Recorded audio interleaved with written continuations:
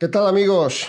No pasa ningún día en el Tour de Francia sin que tengamos una noticia que acapare la atención del mundo entero y que se convierta en histórica, ¿eh? Si el otro día fue el triunfo de Girmay, primer africano negro en ganar una etapa en el Tour de Francia, si el mismo día coincidió con el primer maillot amarillo para Ecuador en la figura de Richard Carapaz, hoy se ha consumado algo que se esperaba con verdadera expectación e interés, pero que tal vez no se intuía que fuera a ser tan pronto. La victoria de Mark Cavendish, que supone la 35ª victoria en su palmarés y el récord absoluto de triunfos parciales en el Tour de Francia. A ver, a mí en principio me suena muy fuerte, no lo puedo evitar. Y creo que a muchos aficionados también, por lo menos a los aficionados más veteranos que vivieron aquella época gloriosa de quien fue por algo denominado el caníbal, Eddy Merckx. Fueron 34 victorias del monstruo belga en el Tour de Francia, pero conseguidas de manera bien diferente, ¿no?, a las que ha logrado Mark Cavendish, a quien nadie le va a discutir en absoluto el récord. Triunfos parciales en carrera, Cavendish, 35, con la victoria lograda en el día de hoy. Triunfos parciales de Eddy Merckx, 34. Podemos entrar en todo tipo de consideraciones y yo no sé si es necesario, pero a lo mejor es conveniente, ¿no? Porque siempre lo digo, las comparaciones son odiosas y yo no pretendo comparar en absoluto, sino acercar un poco más la figura de Eddy Merckx, ¿no?, por todo lo que representa. Evidentemente, a estas alturas de la película y de la historia, el récord de triunfos parciales de Eddy Merckx era mera anécdota, comparado con el lustroso e impresionante palmarés que exhibe el corredor belga, ¿no? Estamos hablando de un tipo que ganó 5 Tours de Francia, de un tipo que ganó 5 Giros de Italia, de un tipo que ganó, por supuesto, la Vuelta a España, que ganó 3 campeonatos del mundo, 3, y que sumó también 24 victorias parciales en el Giro de Italia, 15 ha sumado Cavendish, y hay que tenérselo en cuenta, ¿no? Incluso Eddy Merckx, en la única participación que tuvo la Vuelta Ciclista a España en el año 1973 y que ganó, por supuesto, consiguió 6 triunfos parciales.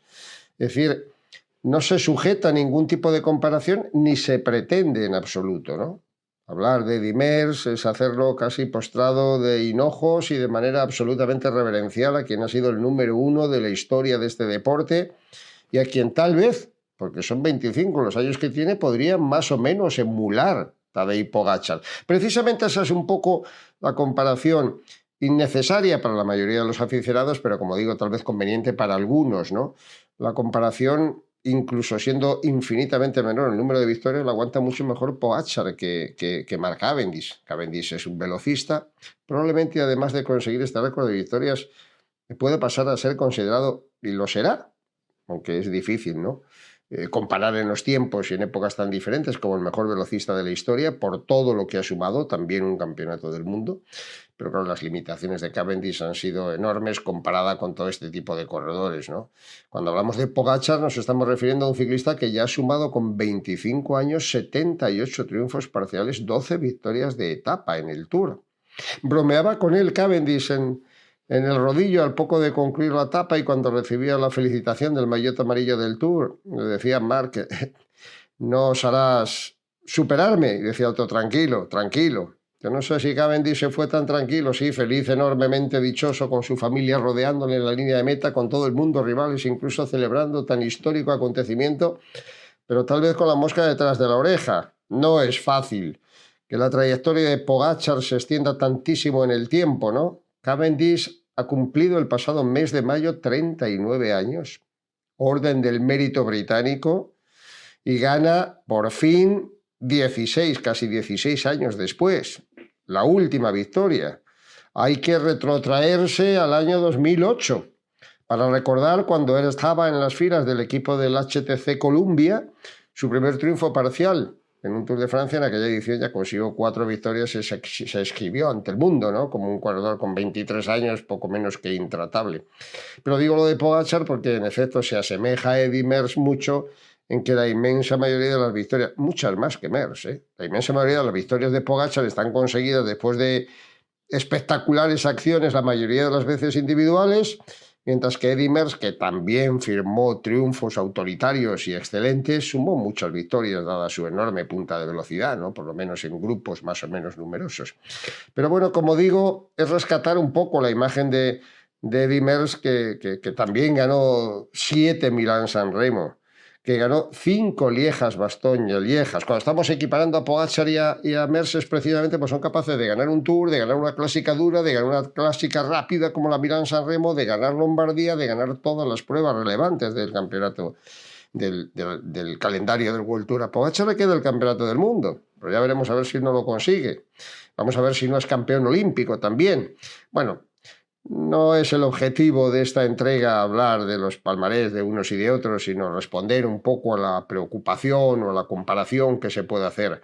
Me escribía un veterano aficionado diciendo que estaba triste, porque era casi un sacrilegio, ¿no?, que alguien pudiera comparar a Cavendish con Eddy Merckx. Y yo contestaba que no, que en absoluto es un sacrilegio. Nadie le va a cuestionar a Cavendish los 35 triunfos parciales y mucho menos la manera de conseguirlo. Porque, insisto, empieza en el año 2008.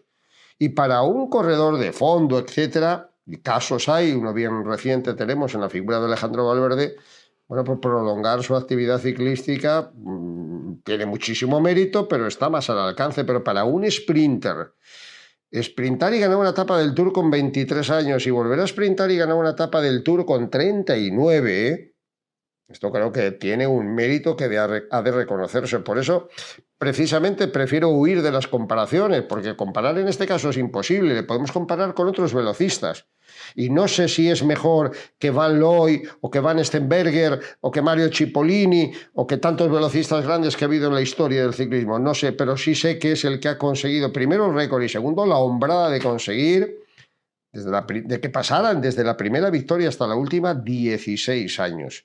Que hace 2 años estaba prácticamente retirado, que el año pasado, que venía con ese objetivo de batir el récord del caníbal, se tuvo que ir para casa, que este año venía ya después de algunas dudas y gracias a que Vinokurov, que también le felicitaba en la meta de manera efusiva, como lo hacía Zanini, su director deportivo, bueno, todo el equipo en general, no daban crédito. Es verdad que Cavendish había salido y que el equipo Astana había centrado todos sus objetivos prácticamente en el Tour de Francia buscando la victoria de Cavendish, pero no es menos cierto que no era mucha la gente que daba un euro por él, ¿no? ¿Por qué? Pues no por cuestionar a un ciclista que es listo, inteligente, donde los haya y con una experiencia descomunal, sino porque hay ahora mismo en el pelotón velocistas formidables, como es el caso de Philipsen, como es el caso de Pedersen, que sufrió ese accidente en la meta, del que a la hora de emitir este informe no sé exactamente qué consecuencias, aunque lo que sí he visto es que ha sido una vez más milagroso, porque a la velocidad a la que iban, cruzándose Cavendish para coger la valla izquierda, golpeándose Pedersen contra la valla y saltando por los aires, fue increíble y auténticamente maravillosa obra que un corredor del equipo de la Arkea consiguiera evitar la caída saltando con una habilidad extraordinaria por encima. Era Maclay, creo, el corredor británico del equipo Arkea, quien evitó la colisión con Matt Pedersen en un momento en el que era casi imposible. Como resulta poco menos que milagroso que llegando 170 corredores a una velocidad vertiginosa buscando el sitio, se caiga uno contra la valla si no se caiga ninguno más del gran pelotón. Hombre, claro, se produjo, si se hubiera caído en todo el centro, más de uno se habría caído, pero a veces resulta milagroso o consecuencia también de la enorme velocidad, porque si se ve la cabriola que hace Maclay para saltar por encima con la bicicleta, prácticamente sin tocarle, del corredor caído, hay que pensar que también, al margen de que todos los santos y las vírgenes se les aparezcan a los corredores con muchísima frecuencia, hay una pericia y una habilidad digna de reseñarse. Bueno, yo quería hacer especial hincapié no en la trayectoria de Cavendish, ni tampoco en la trayectoria de Eddy Merckx, ni mucho menos en la de Pogačar. Quería hacer especial hincapié en ese énfasis, en esa valentía con la que el equipo se jugó la etapa de hoy. Porque había cábalas y los que mejor le conocen, el propio Flecha, que corrió con él, decía, no, Cabe es un tipo muy listo, va a dejar que pasen las etapas, va a dejar que los sprints se vayan fatigando, él estará siempre ahí bien controlado, bien haciendo el esfuerzo justo, y a medida que vaya avanzando la carrera seguro que le puede llegar una oportunidad. No ha tenido que esperar y no se la ha encontrado, la ha buscado. empezaron a sonar ruidos de que llovía en la línea de meta cuando la carrera estaba vagabundeando, y nunca mejor dicho, a lo largo del recorrido, porque ha sido otra etapa pestiño y soporífera, ¿no? Pero bueno, siempre existe el atractivo, por un lado, de una gran volata y por otro, a ver si Cavendish. Y cuando faltaban 30 o 40 kilómetros para meta, sonó a través de Radio Vuelta una señal inequívoca. Harold Tejada, vete para adelante. Harold Tejada es el colombiano del equipo de la Astana. Y nos preguntamos, hombre, pues si no deja ni a Harold que descanse, que se quede atrás, que es un hombre que tiene que luchar por conseguir alguna victoria en la montaña, buen escalador, ha quedado muy relegado en las primeras etapas, entonces apaga y vámonos, seguimos ahí con el terrible peligro en las líneas de meta. No, no. Era el aviso claro y contundente, y lo significaba también Juan Antonio Flecha, que conoce un poco la mecánica del equipo, era la señal inequívoca de que Mark Cavendish quería castigar lo menos posible a ese grupo de corredores con Morkov y con Bol y compañía, que le tienen que hacer la volata final en todo ese tramo en el que el viento soplaba de cara a lo largo de los últimos 30 kilómetros. Se hicieron los 30 últimos kilómetros prácticamente en cabeza, sin gastar a los lanzadores que se tienen que jugar el tipo y que tienen una habilidad especial y una pericia extraordinaria para colocarse, para saber por dónde entrar, ¿no? Pero después de toda esa maniobra, que hablaba mucho de la confianza que se tenía a sí mismo Mark Cavendish, de la apuesta firme que hacía el propio equipo de la Astana, luego hacían falta piernas. Y ahí hubo piernas. No solo hubo la astucia, la buena colocación, el trabajo impagable del equipo, fueron las piernas. Arrancó para la izquierda, se fue abandonando la línea recta junto a las vallas para protegerse un poquito, se puso por delante de Philipsen, que es el mejor velocista del mundo en estos momentos, y Philipsen no llegó ni a intentarlo porque Cavendish ganó con una autoridad extraordinaria. Y a mí eso, sinceramente, es lo que más me ha impactado. No que haya ganado después de 16 años y que haya ganado de la forma en la que ha conseguido la victoria.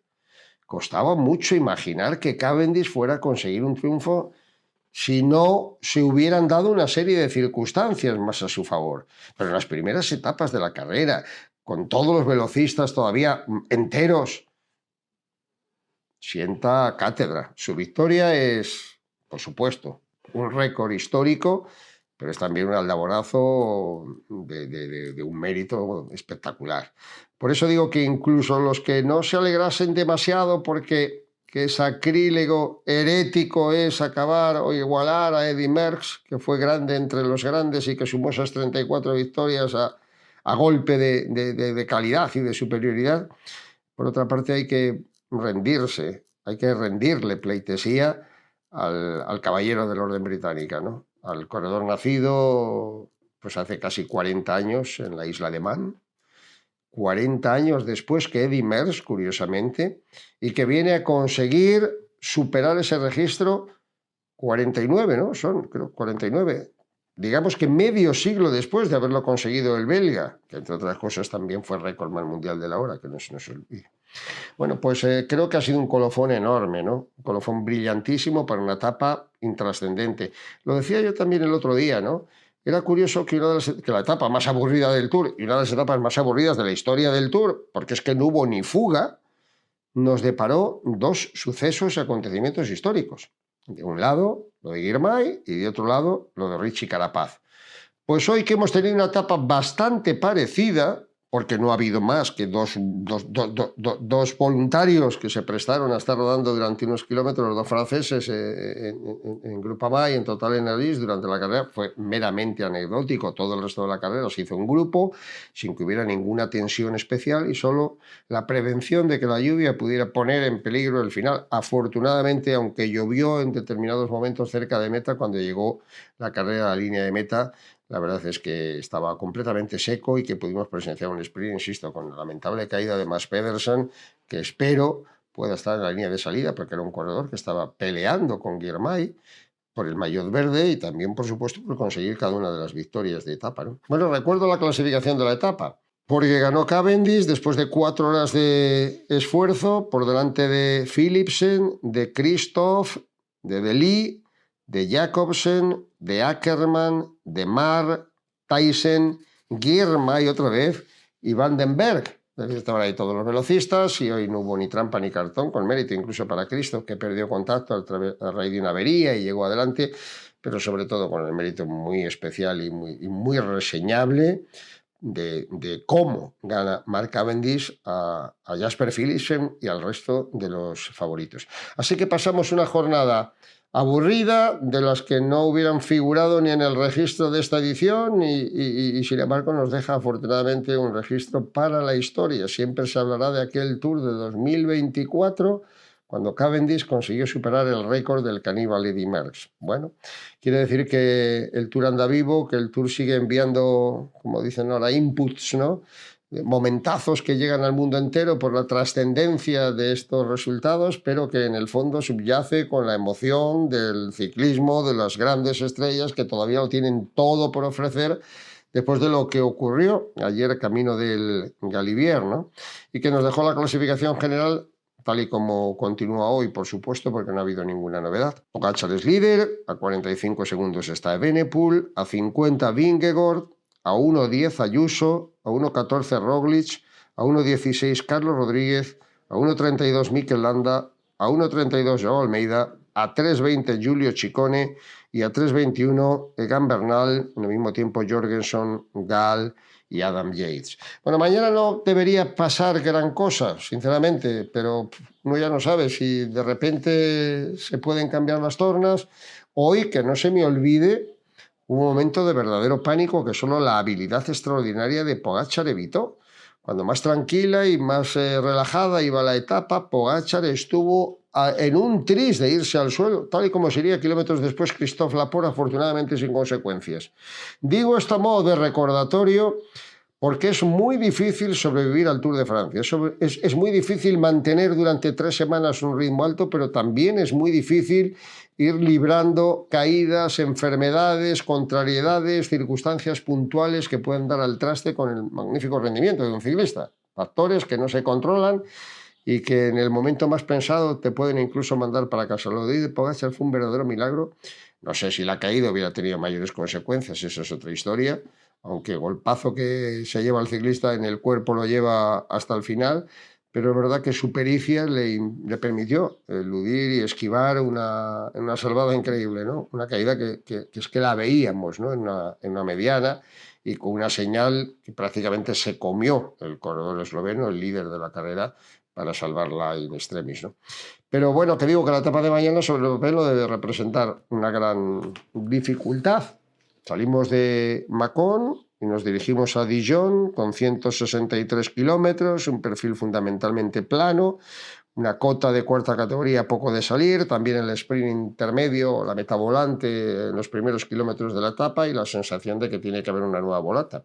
Claro, con el aliciente ahora de que no es solo ver quién puede conseguir el triunfo, sino si Cavendish va a ser capaz de ir mejorando ese rendimiento. Y la verdad es que no es que haya dudas, es que incluso puede haber alguna certeza de que Cavendish volverá a estar ahí. No sé si tendrá la motivación suficiente. Ha cumplido con su cometido más que de sobra, porque yo creo que ni en su equipo eran tan optimistas, y menos de que lo fuera a hacer tan pronto, ¿no?